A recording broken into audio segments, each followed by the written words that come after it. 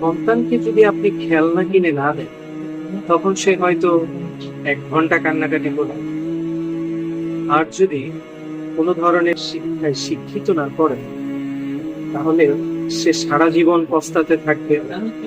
আর যদি ধর্মীয় শিক্ষায় শিক্ষিত করে না তোলে, তাহলে সে কিয়ামতের ময়দানেও কান্না করতে থাকে। এখান থেকে আসলে যে জিনিসটা বোঝা যায় সেটা হচ্ছে কিয়ামতের ময়দানে প্রত্যেকটা মানুষের কাছে থেকে হিসাব দেওয়া হবে। হিসাবের সময় যে আমলগুলো যুক্ত করা হবে, এর মধ্যে কোরআন তেলাওয়াত, নামাজ কালাম পড়া, এগুলো তো অবশ্যই থাকবে। নামাজ পড়া ফরজ বিধান ছিল, কিন্তু আপনি আপনার সন্তানকে এগুলো বোঝাননি, এগুলো শিখাননি।